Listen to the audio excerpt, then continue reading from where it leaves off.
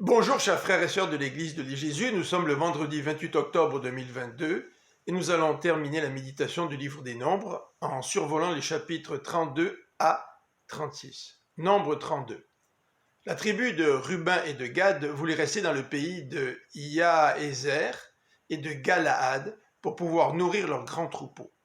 Cependant, ces régions ne faisaient pas partie de la terre promise.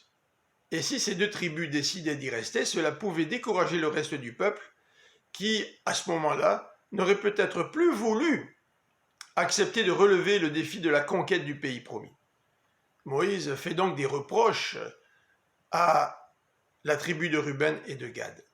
Et piqués au vif, ces deux tribus décidèrent de former l'avant-garde de l'armée d'Israël pour aider le peuple de Dieu à s'installer en Canaan, pendant que leurs familles attendraient leur retour dans ce pays de Yaézer et de Galaad.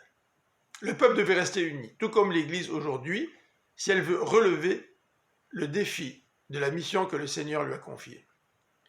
Dans Nombre 33, nous retrouvons le récit de l'itinéraire de l'Égypte jusqu'aux plaines de Moab.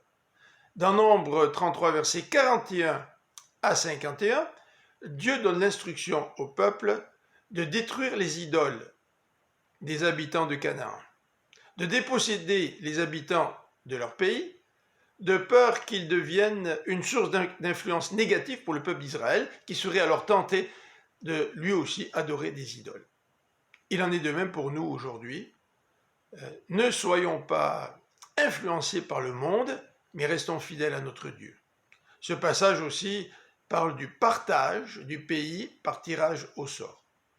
Au chapitre 34, nous retrouvons la description des frontières du pays promis et les noms des responsables qui vont effectuer le partage de cette terre promise.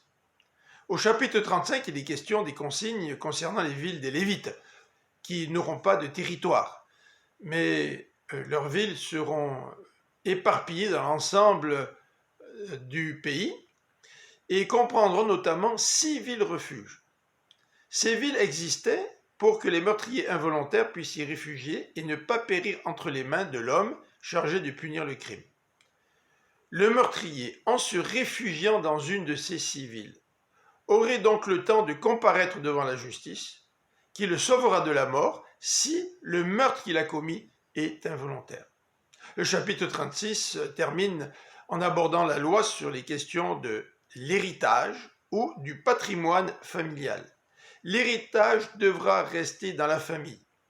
Et pour cela, les filles qui hériteront de leur père épouseront un membre de leur clan pour que l'héritage de leur père reste dans la famille.